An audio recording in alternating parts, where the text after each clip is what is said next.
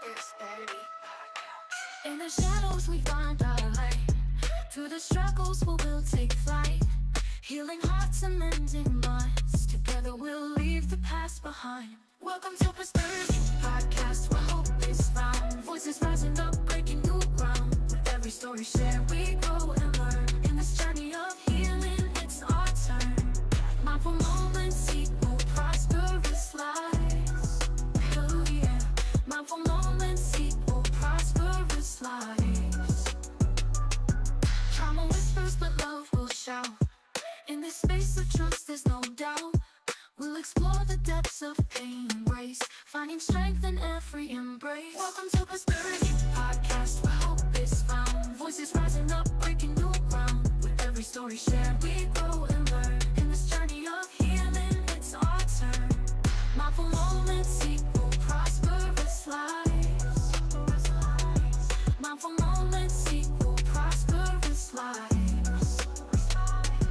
Take a breath and join the ride.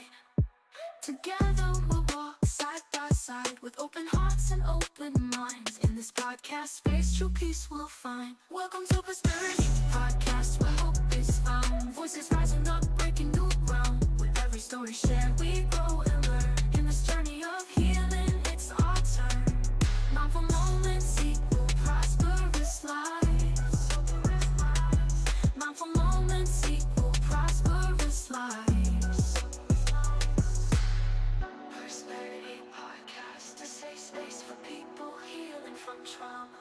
Persperity Podcast, a safe space for people healing from trauma.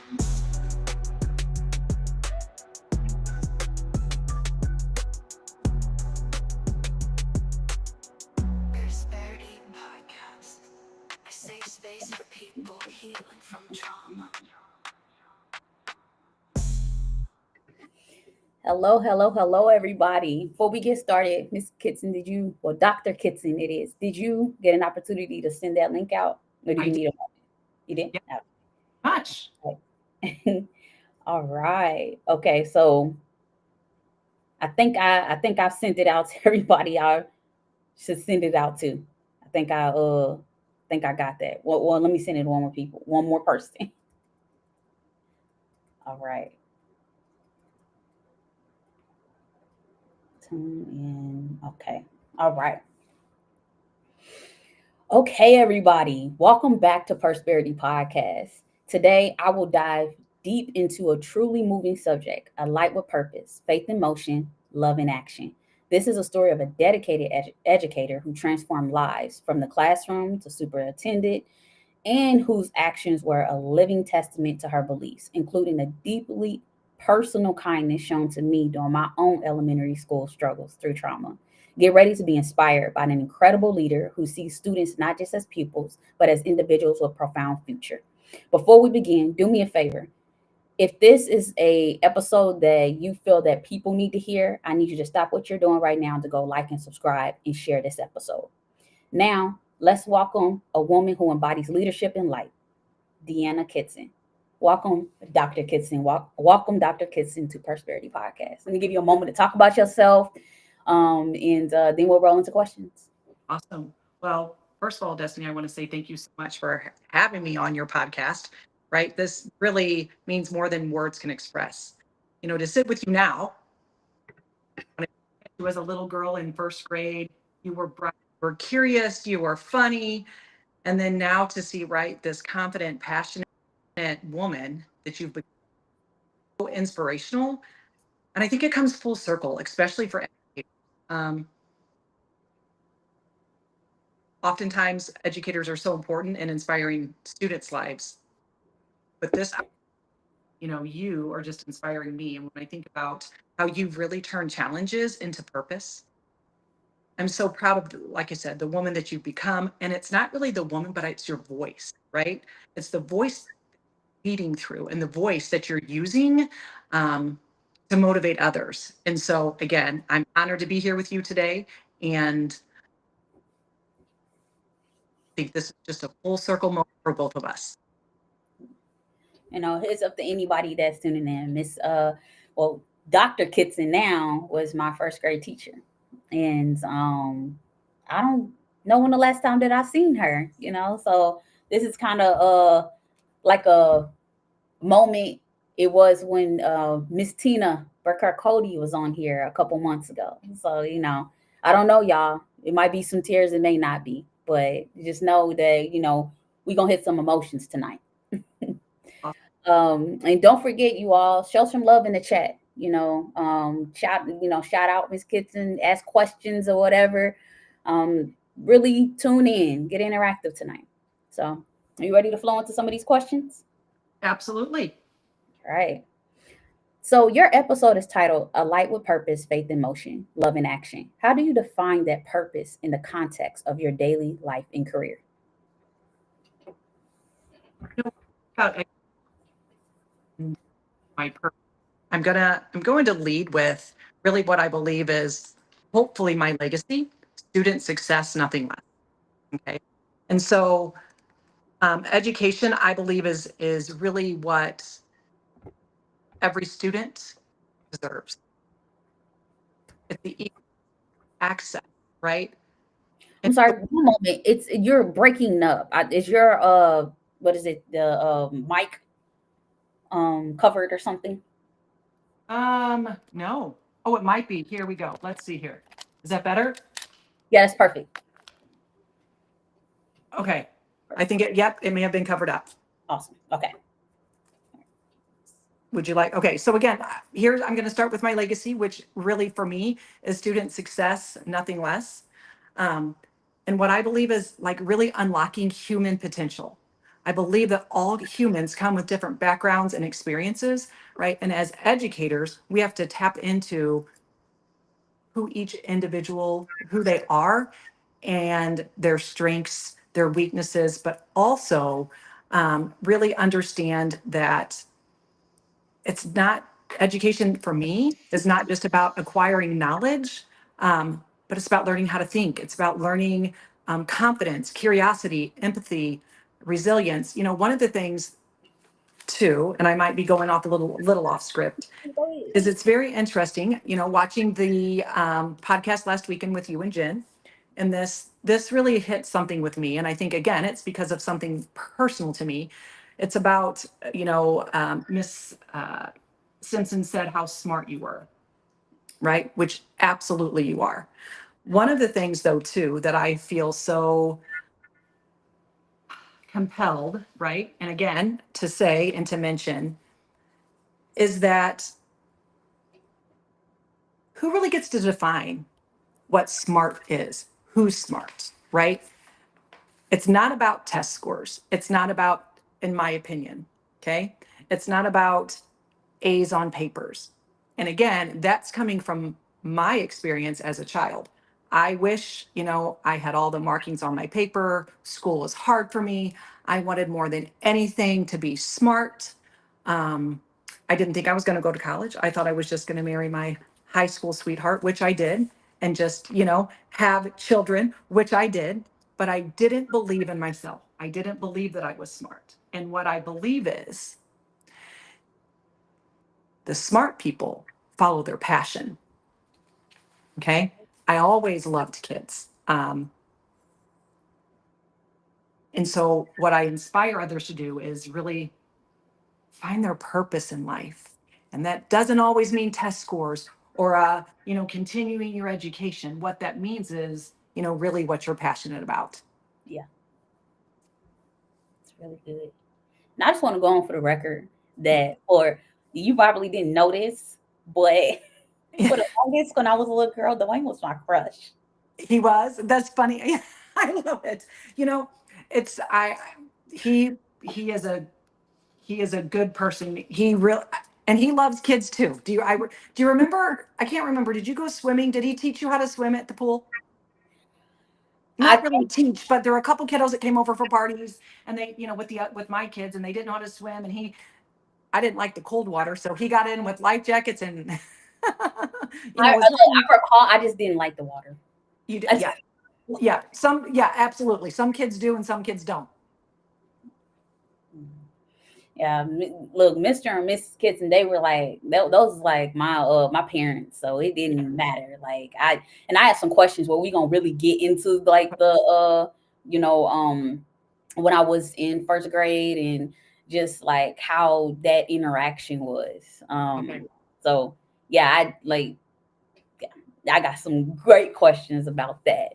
Okay. All right, let's go on to the second question. How has your faith moved from a private belief system to something you actively consider in motion and in action in the public sphere? Okay, repeat that. How has my faith? Yes. So how has your faith moved from a private belief system to something you actively consider in motion and in action in the public sphere? Hmm. Okay, let's see. That's a deep question, Miss Destiny. I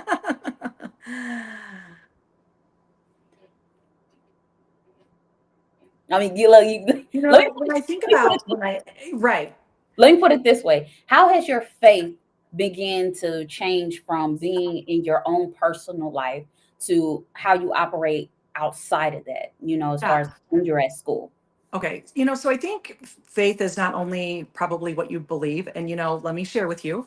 I love this question, faith. One of the things too, when there have been different people that say, "What's your religion?" We say we just believe. But, right? And for me, that's, how I show up, I think evolving over time definitely is in my leadership, my relationships. And I think for me, it's the way I treat others. I really see everyone as a human that has such potentials. I don't believe backgrounds, experiences, I don't believe mistakes should ever define who we are. I believe it's a nugget of who we are, right? Um, and for me, I think it's less about words and maybe more about the actions. Showing compassion, leading with integrity, having high expectations.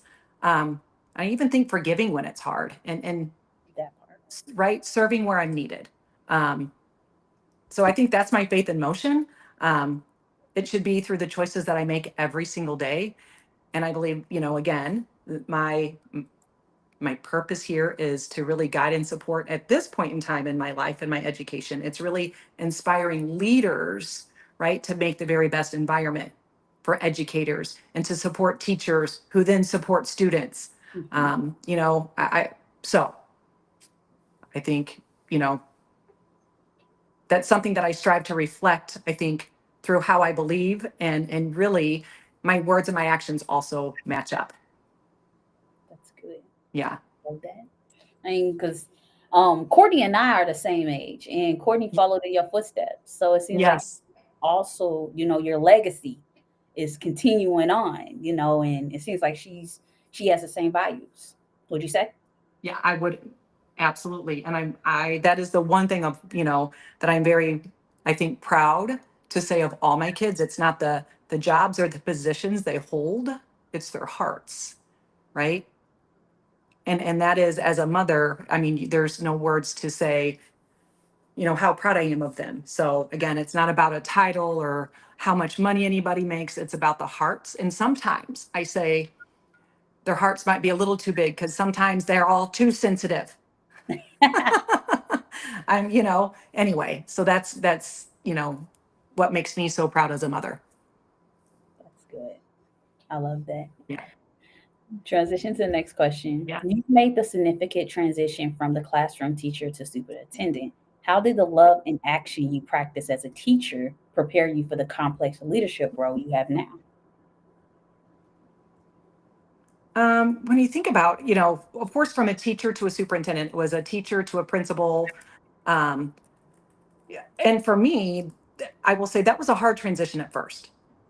Um, what I do believe, I have said this for a long time. It's going to go back to as I kind of started at the beginning, that I never believed that I was smart, Destiny, right? I just didn't. And I can remember studying with my dad, my spelling words, and I wanted to get them right so bad. So I'd go in and kind of cheat. I'd say I have to go to the bathroom because I didn't want to disappoint him. All the things like learning did not come easy to me.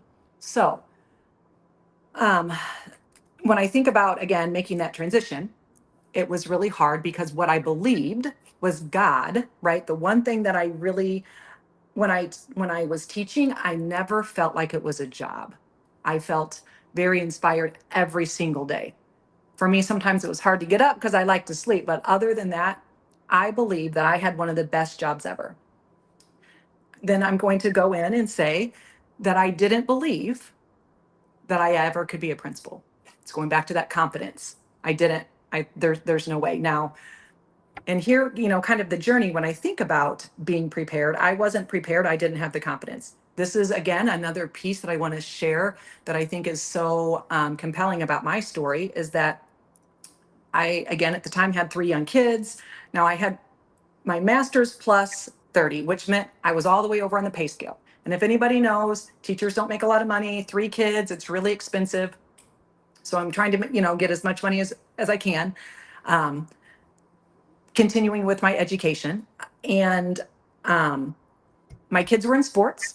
And at the one time, at the moment, Dwayne was their coach. This is a really long story. I'm going to get to the point.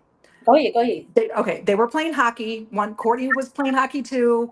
Landon, no, it was Elizabeth. Elizabeth, was a baby. And at the time, I was going to go to the hockey game. I didn't. I went to the mall because I had a gift certificate for $50. Now, remember, I said I had no money. So I was going to spend my birthday money at the mall. I never really went to the mall. Again, I believe, do you see how, like, the reason, I wasn't going to go to the mall, but I believe God puts us in places for certain times. I ran into the superintendent in the district at the time. Small talk, da da da da da. And I was on a couple different district committees. He was talking about the particular school that I was teaching at the time. And he said, so, I said, gosh, it's really hard to go into administration, because I had my master's. I said, I had thought about that, but I'm a people pleaser and I could never do that. He said, I think you should do that. I can see potential in you. And it's all about what people believe. Do you know, for the first time, somebody telling me that he believed I could be, so then of course, people think I make impulsive decisions, but I think about it a lot. So I thought about it. Can I do it? No. So I have to study harder than anyone else. Anyway, I had my master's, like I said, but I went back, signed up, got my degree, just finished and got in leadership and administration. There happened to be an opportunity where there was an assistant principal. And again, I interviewed. Well, I don't even know. I don't even think I interviewed. I don't even think I could even answer any questions. Don't know how I got the job. And matter of fact, when I interviewed, I came home and said, I'm not doing this. They better call me and like ask me, because I can't, again, it's this whole, I can't do this. I'm not doing it. Well, they didn't call me. They said I had the position. And, so how, so that's again, the piece where I would have never thought that I was going to be in administration. I thought I was going to teach forever. And so it's all about this growth piece and people believing in you, right? And there's my faith. I went to church, actually. Let me back up just a bit. After I ran into the superintendent, I went to church that Sunday. Okay. And he was it's these pieces where what we do is we remember things that have a lot of emotion tied to it. I can remember sitting in the pew with the sermon, and God actually had the sermon for Deanna Kitson that day. Right? Yeah. Saying, you need to do this. Like it's, don't let fear get in your way, and all of these things where I'm like, oh my goodness. So, I say that to say, as I moved, in different leadership roles, first of all, I realized like the essence of teaching and the importance of it, right? Thinking about what is so important is now how leadership and administration has such an impact even on teachers, and inspiring them and expecting high expectations. And teachers might feel a certain way about a student, if you will, but we're going to follow the process because everyone deserves, right, a fair and equitable experience, whether or not you can have your own values and beliefs. But here's how, this is what's going to ensure that everyone, again, gets the education that they deserve. Yeah. So I've learned a lot that leadership is not about control, but it's about influence and building trust, and really empowering others to lead. And so, the best leaders are still teachers at heart, I think. they listen, they coach, they model, and they never stop learning. So that's a long-winded response to That's that question. good because that leads right into my next question. It literally does. Because my Okay. next question is, as an educator, you see firsthand the realities of student mental health and trauma. How has the awareness of students suffering changed your approach to education? Hmm. So, you know, I'm going to give like maybe a quick response. What Go I ahead. would, We do, okay. we do full authenticity here at Okay. Person Podcast. So whatever. You go Definitely I see trauma, close up. But trauma, that's the piece for me. It's so important. It doesn't define who someone is. I can't, and we can't say the yeah, but they experienced this trauma, right? And the way that I see it in the classroom and how it shows up. One of the things that I know for sure is every student needs a safe, predictable, secure environment. Yes. That is like trauma 101. That doesn't mean that we need, I don't believe, 100 therapists. That, right? When we think about the resources that we do have and the impact that the teachers can have, safe, predictable environment where they're coming to every day, and students that they know what to expect, and it's little things that make such a big difference. They're seen, they're heard. Um, And learning doesn't happen until students feel safe, seen, and supported. And sometimes that takes a little bit of time. But again, a safe, predictable, nurturing environment for me is key. And the mindset, right, for teachers and educators have to be that this, again, trauma impacts students, right? But the power that they have to really support students that come with trauma. And for me, it definitely it starts in the classroom. And that's where I see so many opportunities to continue to support educators. It's not, again, always a therapist or outside support, but it's definitely, I'm going to say in um, educators term, like a tier one support. It's the foundation of what kids need every single day when they come in classrooms. That's good. Beautifully said. Now we're about to transition into something familiar and deep. Okay. Okay. Mhm. So I want to transition to a deeply personal memory from our past when I was a student in your class.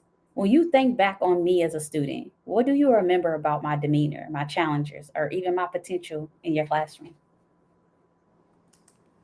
Um, well, so I have a very vivid memory of you. As I shared before, first of all, you were this beautiful girl who always came to school with your clothes pressed, your hair done to a T. You made jokes, you were funny. You were a student that I you would just draw me in. Okay? You were also one that I believe behaviors, I should say, behaviors are a form of communication. Okay? You were communicating some things.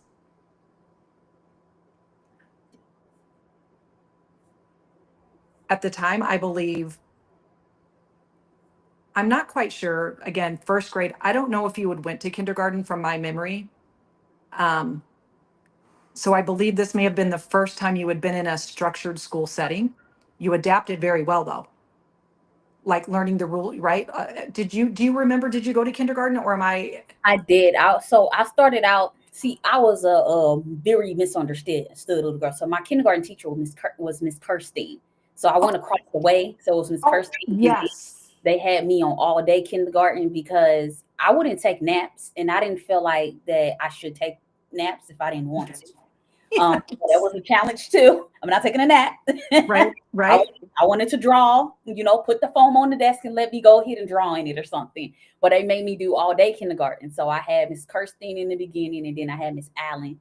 And then, I had you as my first grade teacher. Yeah, yeah. So that's what I remember about you. Again, very determined, very, I mean, your personality was, you just filled the room, right? You were very inquisitive.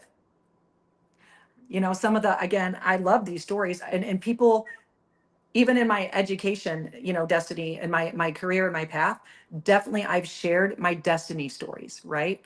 Um, and so it's okay. Here's another thing. You called me on, excuse me, my BS. So when administrators have to come into the classroom and evaluate teachers, right? Um, Again, I don't remember exactly the conversation, but you pointed out, Miss Kitson, why do you always act different when this administrator comes in the classroom?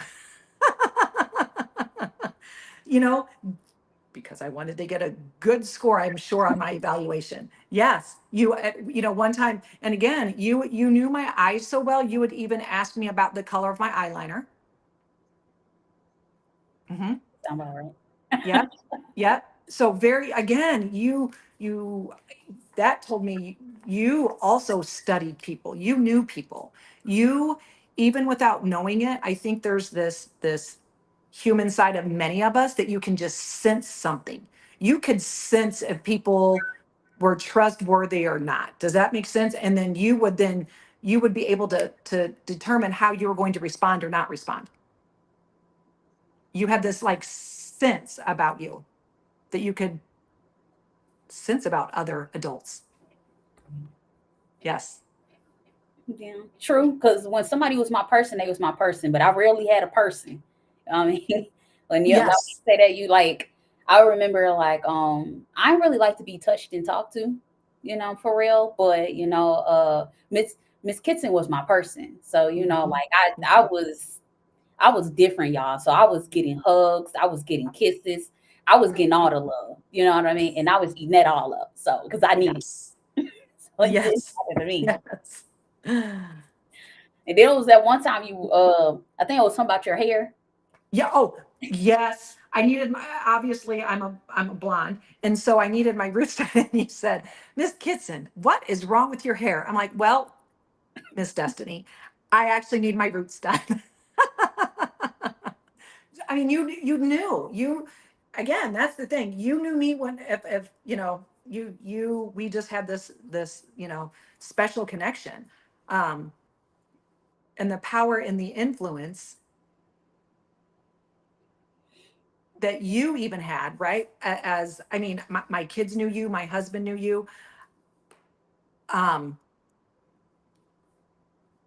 I believe they would even ask sometimes at dinner time, so how'd Miss Destiny do today? Does that make sense? Like you were a part of the conversation and family at night at dinner, and they wanted nothing more, for Destiny to be successful. Does that make sense?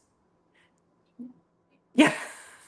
And I appreciate that because Yeah. the things that I was going through at the time, I should not have been going through. The things I had to come through and just being misunderstood and it was a lot just to be 6 years old and carrying the things that I was carrying, but also the fact of you opening not just up your arms to me, but opening up your home to me, your family to me. Like I needed that, and that is a part of the reason why I am the woman I am today, because that was, if I would not have experienced that type of love dynamics or any of that, I would not be so loving as I am now. I'm selective Yes. with the You love that I get, right. but I would not be that. So I'm very, very grateful for that. You know, and I mean, again, I appreciate you saying that. And it's that piece where, you know, the kind of pain maybe that leaves a mark, right? When someone you love, you want approval, it's not there, all the things that, you experienced, especially when you're wanting that validation, love, support from someone, right? That matters most. When I think about sometimes the people that hurt us, Destiny, are also carrying their own hurt. Okay. And they pass their brokenness forward because that's all they know. So the hurt, the brokenness manifested from you into experiences probably that no child should ever have to experience because it makes you, right, grow up very quickly. But you were strong enough, right, to stop that cycle. You decided the pain ends with me. And I think that's what's so powerful. You rose above. I think you, right, you didn't just change your own story, you changed the story, Destiny, for everyone who comes after you. That is breaking the cycle. So, what healing looks like, I think, right, is this picture right here of Miss Destiny Smith. So, you're turning your broke, your hurt into your purpose. Now, remember, I said the smartest people aren't the ones who get A's and who go to school and all of those things. The smartest people in Dr. Kitson's eyes are one that follows their passion. Okay. So some of the things that you experienced, it really came from your grandmother's pain, her unhealing. Doesn't make it right, but it helps us see the humanity in people. I know your grandma too. I'd see her at Walmart. She did. I can remember her thanking me, Destiny, for caring for you. Okay. Whether or not I believe humans do the best they can do, right? But they're broke with the tools that they had. And but what's powerful, right, is that you learn to interpret like that language of pain and you chose to speak something entirely different into the world. Your love, your strength, your hope. And I think that's really like transformative. So you turned your pain into purpose and you're breaking the cycle. Oh, and that's like that's what smart people do. Thank you. Yes. Thank you. Because my grandmother, I remember she was like, I don't know. 'Cause she was very, like, because she grew up in Wentzville, Forestdale, Rice City, Warrenton area, and she was just like very skeptical of, I'm just going to be honest, Yeah. Caucasian people because Absolutely. Yep. and she was just like, she the only white person I trust. And I always say that. I Yeah. trust Miss Kitson. It was times where I was doing like this outpatient thing and they wouldn't let me ride a bus. And you used to, have somebody watch your classroom. You used to come pick me up Yep. and bring me to school. And Yes. then you would, I would spend time with your family after school, have dinner, hang out with them, Yeah. with you all. I know if we went to Walmart and they got, Courtney got a Barbie or something, Destiny got a Barbie too. We went to McDonald's or something, Destiny got a Happy Meal too. Yes. Yes. So it was, I was rolling with the Kitsons, Right. Right. I honestly, your experience was the first experience I ever like being with you of being in an actual house. Your house was so beautiful and it was big and it was different. And I remember, I think you had a dog that liked socks. Was that you that had the dog that had like socks? Yes. And I remember you touched Yes. me a lot because I had Yes. the socks on. But I just remember just like you just taking out that time. Like I was with Miss Kitson from like what 7:30 a.m. in the morning all the way Yes. to like what 8 o'clock at night. She's bringing me home in her arms and I'm knocked out sleep. Yeah. I'll see you Yeah. later. See you tomorrow. So I was I loved I loved the Miss Kitson. Any opportunity I got to spend time with you, I loved it. Oh, Destiny, but we loved you just as much. That's the real thing. Can but I'm curious. Can I ask you a question? Go ahead. Go ahead. Okay. So when did you really start realizing, and I know again, listening to the podcast last week with Miss Simpson, Mhm. what your gifts were, right? And that your experience could actually become your purpose. Like when did that kind of transform for you? Oh, wow. Honestly, it was when I had the opportunity. You should like chime into the conversation I had with Miss Tina as well because Okay. we elaborated a little bit on that. I knew that I had my gifts and talents and I was different when I was having articulate conversations at the age of 6, 7, 8, 9, whatever. And I was asking you all questions and they were not stuff on a level of a little kid level. I'm like, I'm having these interactions where it's just like, I knew I was different. But like, I think to skip forward, the healing process is what exposed me to my abilities. Okay. And that was 6 years ago, realizing putting myself into therapy, putting myself into like really wanting things for myself, the education, the multiple degrees that I have, Mhm. the exposure that I, of going to DC, being in Atlanta, meeting different big people. Um, and that helped me stretch myself and meeting people that helped me stretch myself, such as Miss Simpson, you, Miss Tina, Miss Janie Peak, which was my college professor from 2012, Okay. that spoke into me, that kept saying, hey, you're special, you are unique, do you not know who you are? I would call her the first day I met Miss Janie Peak.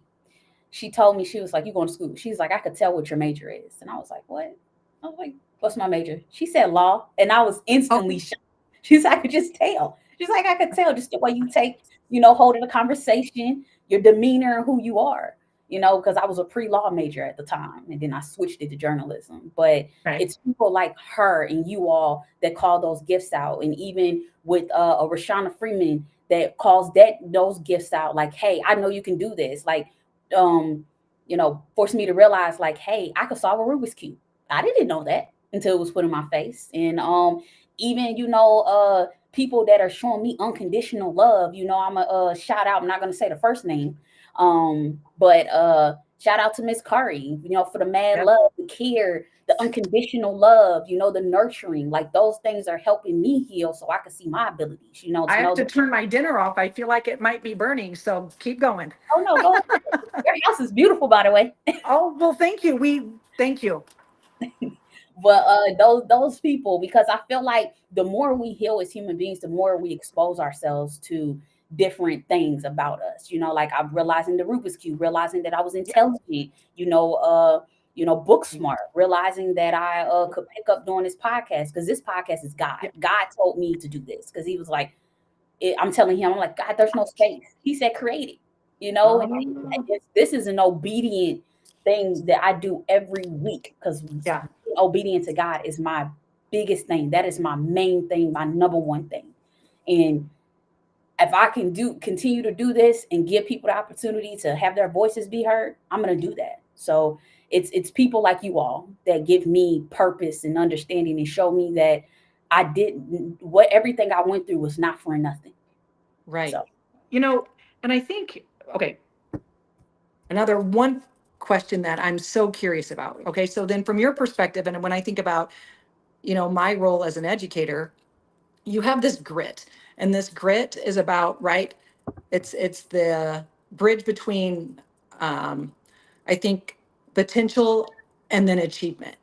mhm, And it's steady and it's a force, kind of like, right, that keeps you going and moving forward, and like motivation never fades. When I think about grit, mhm, what do you believe, like, what support, what advice could you give me mhm.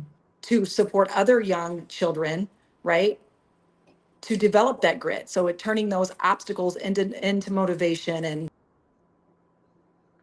Oh, hold on, you all. We're gonna get her back on. In the meantime, go subscribe to this Persperity podcast. And she's back on. All right, we got you. oh, did you hear my question?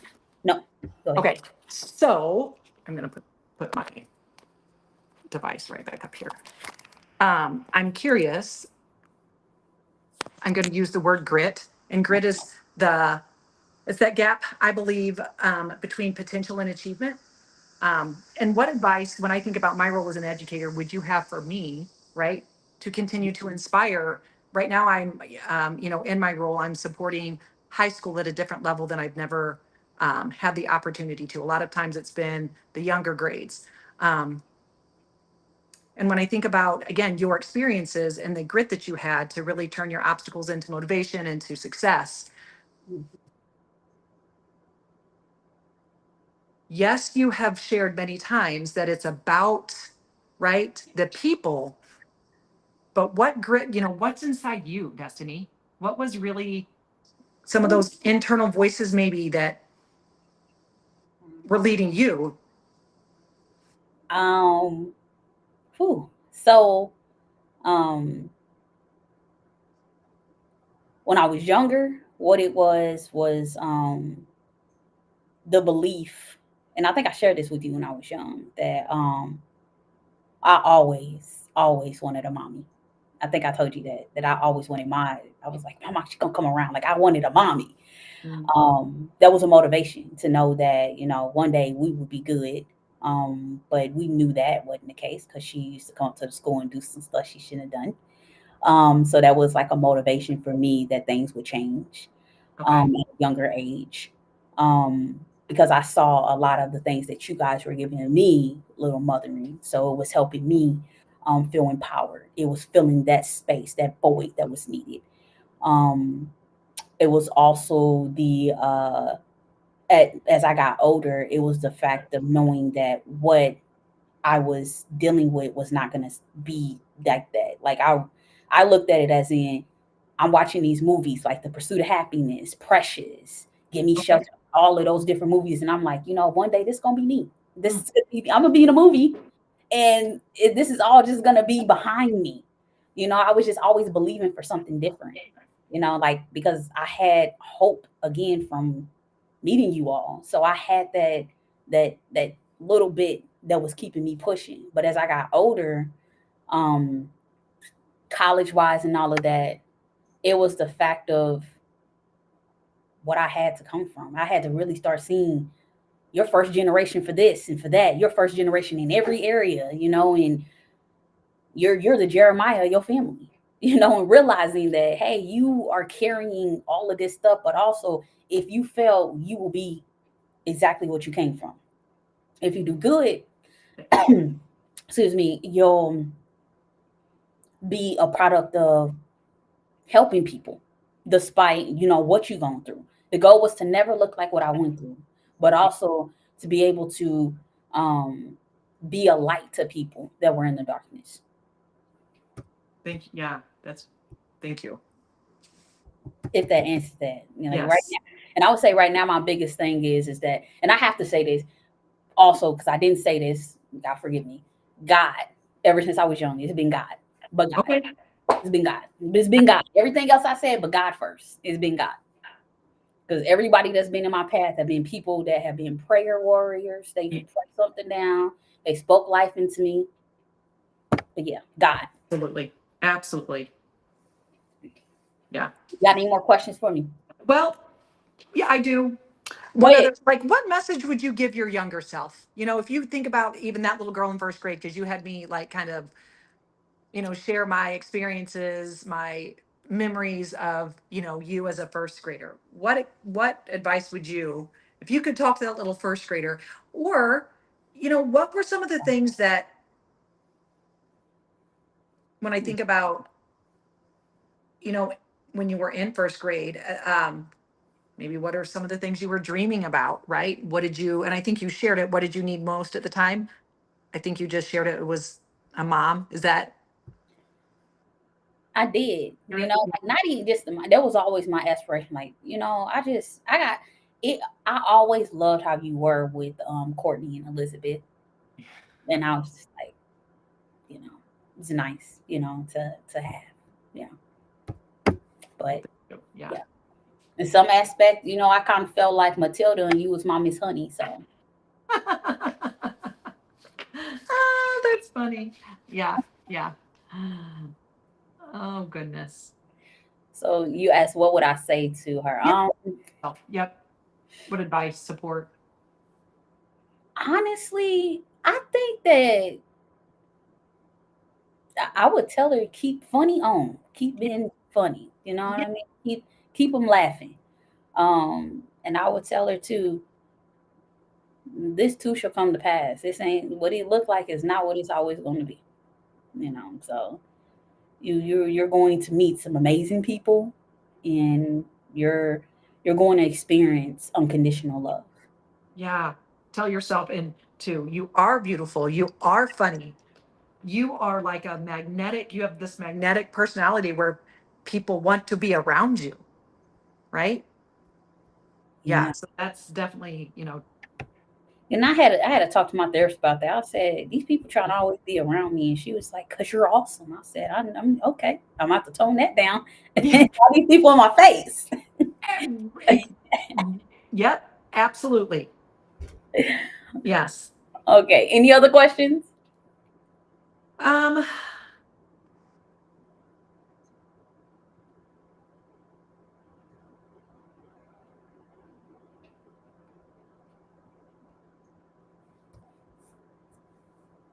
If you don't, then I I think, well, I think the piece, and maybe you've said it too, is again, for yeah, younger kids right now, maybe in high school, how would you like, of course, as an adult now, a young adult, right? How do you define, right, success today? What does that mean to you? And how is that different maybe from what, you know, no. that looked like maybe when you were younger? What is this? What does, yeah, so how do you define success? I define success in when you can go through hell.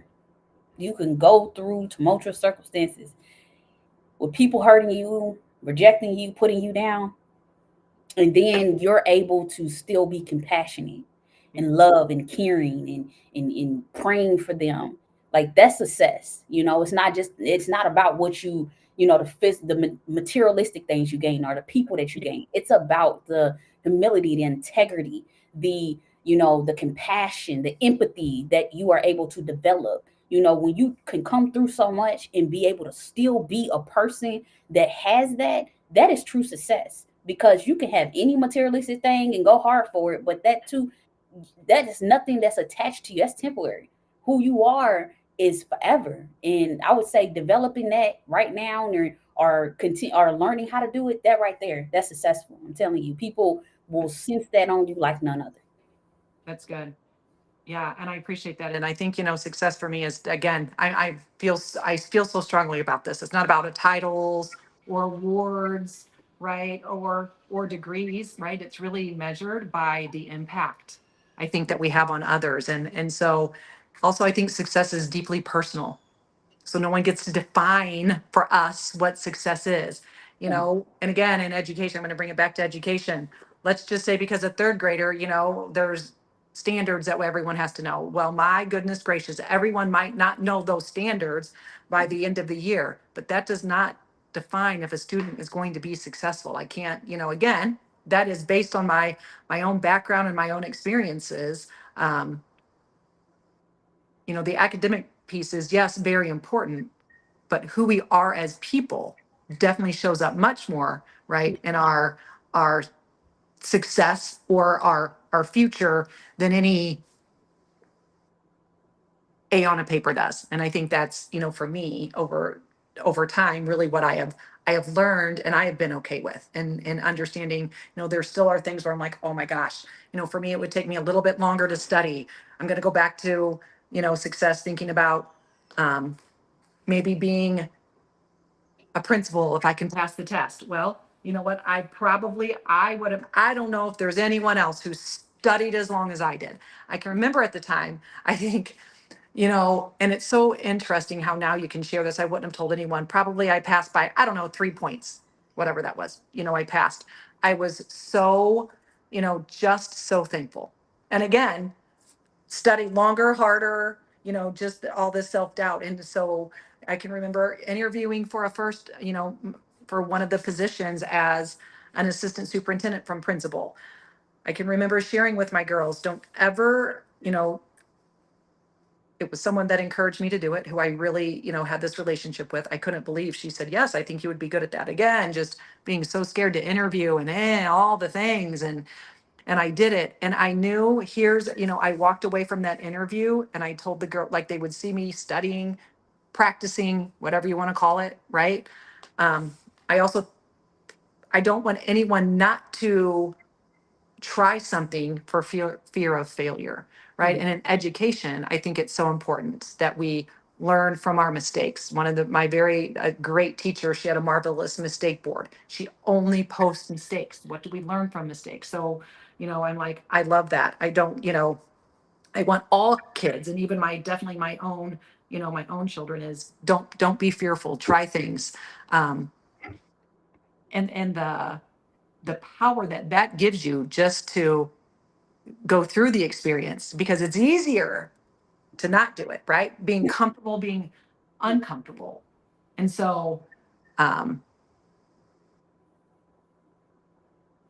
I think that just makes a human and an individual grow so much. And don't be afraid to make mistakes. Don't be afraid to put yourself out there, because God has a plan anyway, right? But he's not going to make the plan if you don't prepare yourself and try. Yeah, It's all of those things that are very true, I believe. that is so true. Yeah. Yes, that is so true. Wow, that is true. That God is, He's got me a couple times where it's like, what did I tell you to do? Yeah. And I'll be like, oh, okay, all right. Mm, Well, I let's was do just what going to we have gotta to do. take this. I was going to take the shortcut. Right? Okay. Yep. You're going to put me back where I need to be. Yes. Right, right. Um, so I'm flowing to another question. Um, so the question I have is, when I was struggling to connect with other students slash going through very traumatic things in first grade, you stepped in and offered specific, powerful acts of kindness and support. Can you describe what it was you saw in that situation that compelled you to intervene? Um, so I'm going to go back to that piece for me, that what I believe, especially with young students, students will, behavior is a form of communication. And so when we think about, um,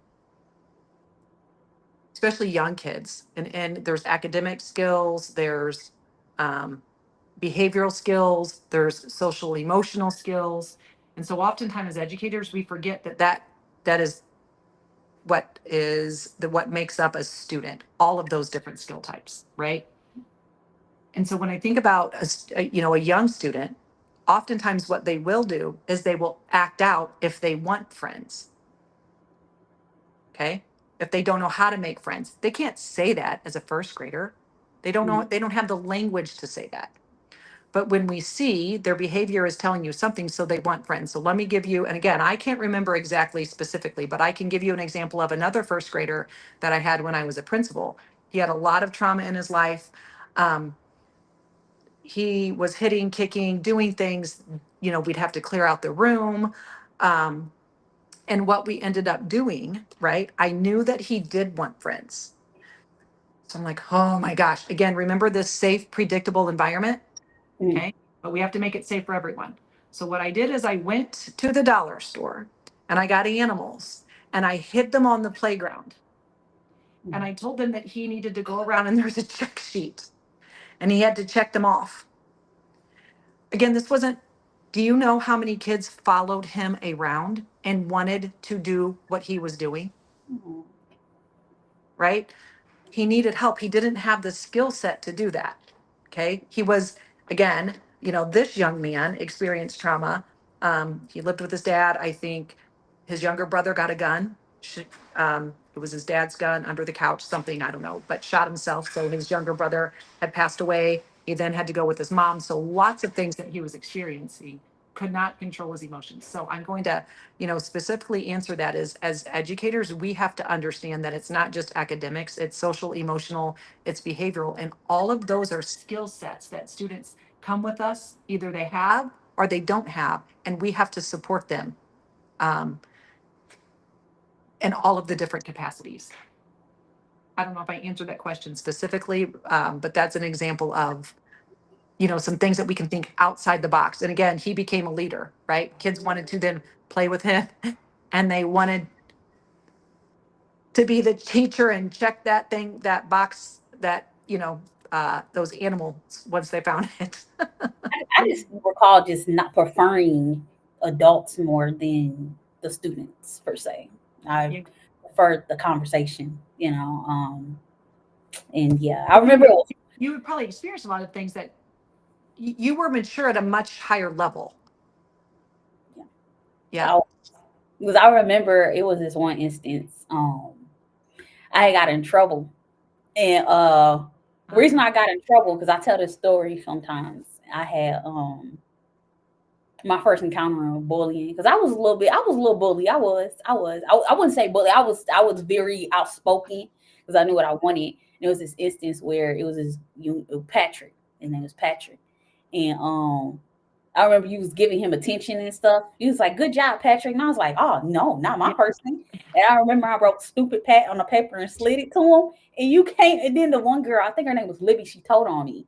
And you came around, you was like, "Did you write this?" I was like, I don't know. He was like, "It's your handwriting." I was like, I mean, and I remember I got in trouble. You took me in the hallway and we had a conversation, and you were like very disappointed in me.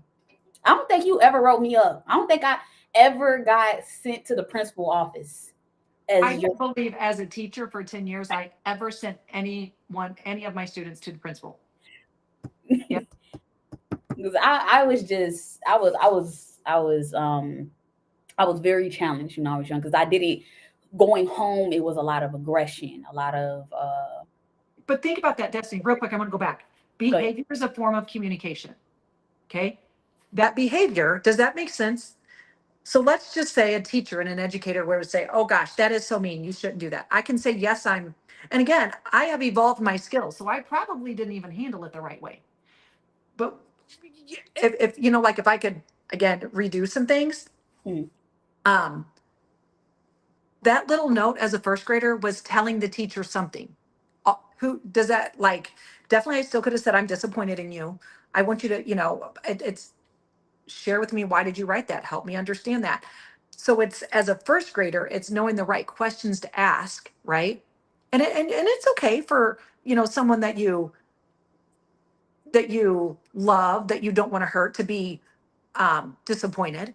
hmm, But for me as a first grader, I wish, it's really about teaching lessons, right? Does that mean like understanding how our choices impacted others? So I probably just made it about me. So if I could do it all over again, I definitely probably would do it different when I think about the skill set that I have now and how to respond to little first graders like that, right? Not because it was about the note, but the behavior was saying something different. Kids don't just write me notes like that.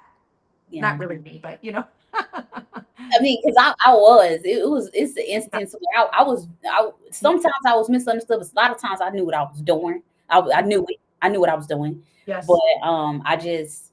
I didn't have the form of communication that a person, a 6-year-old would have. That they would interact with another student. I had just uh that what happened during the time of newborn and 3 years old, and then the stuff that my birth mother had me subjected to, and that was very abusive time, that Yeah. made me have to work with. At the time, I think it was, yes, that was when I was starting to develop to working with over, wasn't it like 10 people I was working with? Oh, I mean, you were working. Yes, It was yes. exhausting. It It was was exhausting. It was. That's too much for any It was any exhausting. girl. Yeah, yeah, I was just, but I understood that it was needed because of the things that I had gone through, and that they were trying to make sure that I didn't become what I went through, or that I was okay. But it was a lot for me. I didn't, and kids make fun of me. What do you mean that I'm in the classroom and then I have a counselor coming to get me from the school? Then I have a counselor coming to get me from Kreider. I had a counselor coming to get me because they're an outpatient counselor, and then I have to go outpatient to go talk to this person. Then I got to go to this therapist. yeah. It was embarrassing. Absolutely. I'm surprised that your grandma let you go to all those things. Well, she didn't have a choice. She did. Okay, She okay. didn't have a choice. She That didn't. Gotcha. was- Okay, the government was like, look, we need this, okay. and it to be done for Destiny. And I don't regret those therapies. I just regret the fact what I didn't like was there was no way to allow me to just be a kid. And that's all I wanted to do. I wanted to be a kid. I wanted to have friends and Yes, experience going to sleepovers and experience birthday parties and all those different things. But the yeah. capacity that I was placed in, the trauma that I was exposed to, the things that was going on living with my grandmother. They weren't perfect, and just realizing that I was really alone in the things I was going through, because I would talk, but I wasn't saying much. I would not say much, you know. So it was really different. Huh? Yeah. I said, oh, absolutely. I mean, that's as, yeah, little 6-year-old, they're not going to say much. So I got a few more questions for you Okay. though. What do you believe is the biggest difference between pity and love in action? Difference between pity and love. Oh,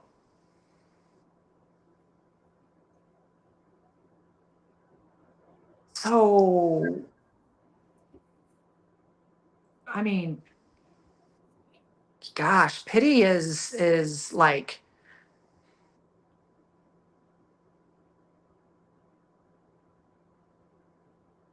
not believing in someone. It's like, sorry, you've experienced this, so this is either all you're going to have. To me, love is the difference between, again, high expectations, high support, right? Mhm. It's not the yeah buts. It's absolutely, um, I'm going to support you to do more. I'm going to, have high expectations. I'm going to give you what you need.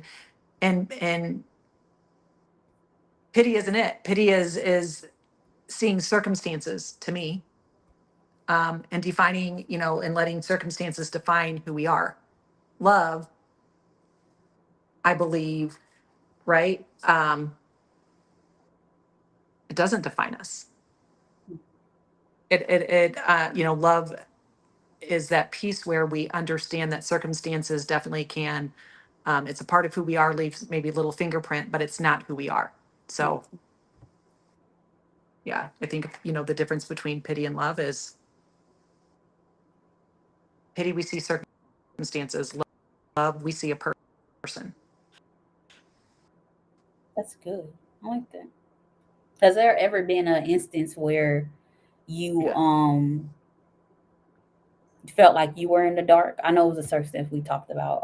I think it was like a couple weeks ago that that kind of like you felt in the dark, but you feel like you're leading yourself to your purpose.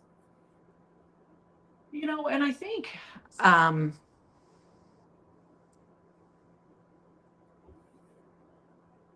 what I will respond to, or how I will respond to that question is, just wondering if, again, as you get older, I've had, the different teacher, a principal, um, assistant superintendent, now network superintendent, right? Is this what God has for me? And so it's not really, is this, huh, it is that place where where I go back and forth, and I'm going to say, you know, how can I continue to impact? What is my purpose now? As as I'm a 52-year-old. Um, and so it's not a feeling of being in the dark, but it's a feeling of there might be more out there. There might be something different. And so I'm kind of struggling with, what is my purpose? And what I also believe, right, is that, I still have a lot to give. And what motivates me is being a person, um, that is filled from, with my passion. So yeah, I think I'm at a place in my life right now. It's like, what does that mean?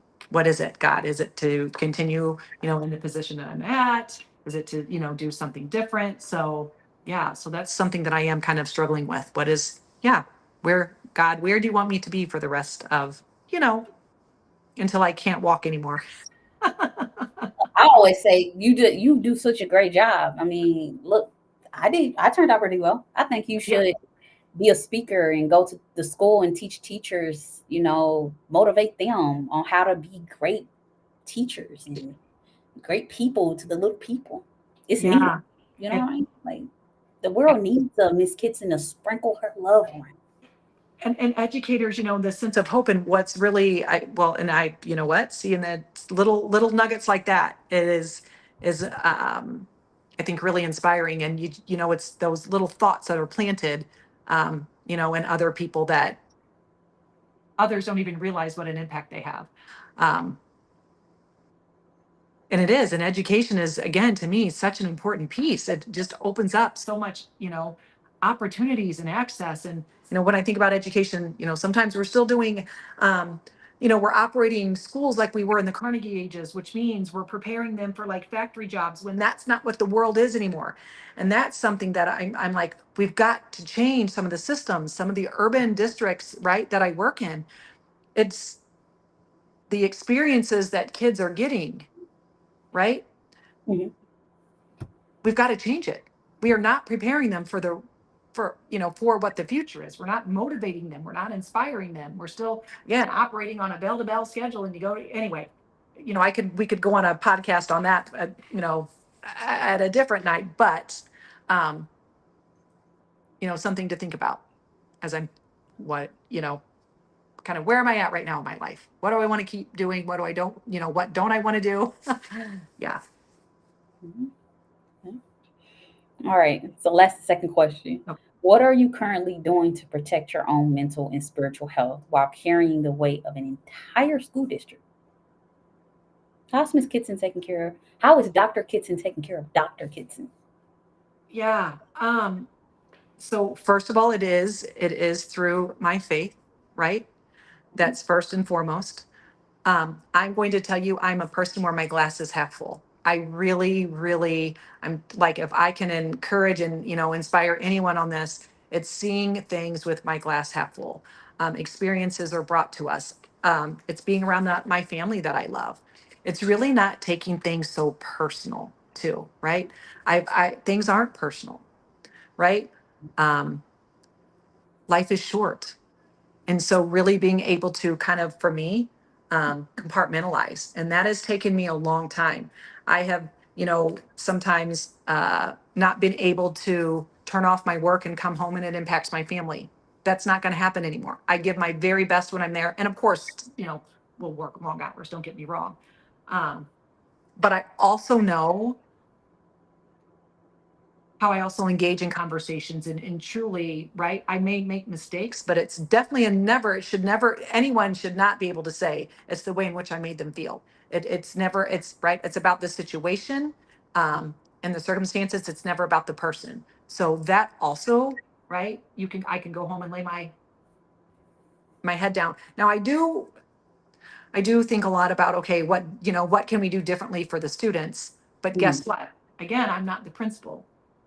I have to motivate leaders. So it has to come through my coaching, through my inspiration, through my support that I give them, through acknowledging their work to lead them to come up with the solutions. So, that's yeah. good. Love that. Very well said. So, last question. Finally, Okay. for the listeners who want to translate their own faith or deeply held values into tangible action, what is the very first step they can take today to move their belief into motion? Mhm. Move your belief into motion. Well, what do you think when I think about some of the pieces that think about your passion? And I know that's right. That's like an Oprah thing or some of the, speakers, but truly, um, really, what are you passionate about? Um, and then like being able to take that passion and it's something that you're living and you're breathing and that you believe in. And I think it's also your core values. Being able to answer, and ask yourself, what are your core values? But then it's that piece I'm going to also say from Brene Brown, right? Okay. Lover. Yes. Yes, I do too. But then we have to say, okay, what are your values and how are they showing up every day? So let me give a real quick example. I at one, did some healing from this and some growing from this. I say my value was family. However, years ago, a few years ago, you wouldn't be able to tell it by my calendar. You wouldn't be able to tell it by the, how again, it was all about work. There was not a work-life balance, right? So truly think about what your values are and are you living into your values? And, and ask a friend, like, What would you say my values are? That takes some really deep reflection, but when you can really name the two or three values that you stand for, okay, that's going to also help. I think you find your purpose, your passion. And, now I really forgot the question because I probably went off script. Oh no, Okay. look, here at Persperity Podcast, we flow the way it's supposed to flow. Okay. Okay. That's the So, passion. Perfect. okay. Yes. I mean, if you weren't done, don't let me interrupt you. No, that's good. No, and I was just going to say, in the end, I know, yes, we're past our time, but I kind of wrote this down. I scripted this out. Go ahead, go ahead. Okay. So for me, I always believe that our circumstances, and I've said this, I think a few times, are part of us. They definitely leave the fingerprints on who we are, but they don't get to define us. What defines us is how we choose to rise, how we learn, and how we keep moving forward. So many people struggle to find their purpose in life, Destiny. So you listen to me, okay? And as adults, they're often left feeling unfulfilled, disconnected, uncertain about what truly drives them. Do you know there's a lot of adults out there who are your age that are in a dark place. So I tried to lead my life by finding the glass half full, looking for meaning, and even in challenges. What is God trying to teach me? And so, Destiny, that's what makes your work so powerful. So, your experiences, the ones that could have broken your spirit for a lifetime, have instead given your life purpose, passion, strength, right, and prosperity. So, you turn pain into power, and that's something we're celebrating. And everyone, you have to walk away being thankful. Everyone does not have, right, that success that you do. You are in a wonderful place right now. You had a crappy childhood. It's led you to this beautiful place. There are others, and do you see what I'm saying? My glass half full, that may have had a wonderful childhood, all the things, maybe Destiny, that you dreamed of. But they're in a really dark place now. They don't have passion, they don't have purpose, they don't know what their life is supposed to be about. And so that's what I want to close with. It's that um, find your purpose in life. Yes. Wow. I wow. I needed that, and I thank you. Thank you for that. Thank Yes. you. Before I do my outro, is there any other questions that you have or anything you want to share? Well, again, just that I'm so thankful to be on here and I can't wait. I think you shared with Jen last week that you're going to be in a movie. Maybe we could be in the movie together to continue, right? To inspire, to encourage. That's what I said. I'm determined. I've overcome so much, but I've done so much. I published a book. I'm working on my second book, and God so see it to be so. Okay.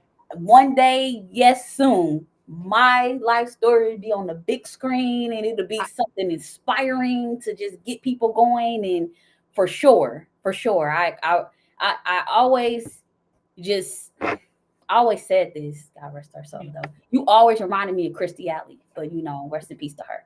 Yes. So she was alive. I would definitely, chose her. But it's another actress that perfectly fits the Miss Dr. Kitson, Yeah. persona. So for sure, I'm pressing for that. It's only up from here. I had my first big speaking engagement last week. I had another speaking engagement coming up November 8th. I got some great things going on. Getting myself out there and being obedient to God, and using the story, the things I've gone through to minister to other people and speak life into them and call out death, and I'm grateful, so God so be it. Yes, big movies. Yes, a lot to be grateful for. Yes. Okay, well, we'll stay in touch. And I know that we talked about this on the phone, but I would really love to either come up to if you're down here, come over, have dinner, and continue Yeah. this As I relationship. said, I gotta get, because I'm saying I gotta get you, Miss Simpson, and Miss Tina on and we all three gotta make this Perfect. happen. So but Absolutely. I gotta get down there. So when I get down there, I'm gonna let y'all know because I have some people that I want y'all to meet. So Okay. we gonna make it happen. But in the meantime, I'm gonna do my outro, and then I know you gotta go cook. I know you gotta Get the dinner out of the oven. That's right. exactly because Dwayne hungry. Mr. Kitson is hungry. So outro wise, you all, what a truly profound conversation on turning deep conviction into meaningful contribution.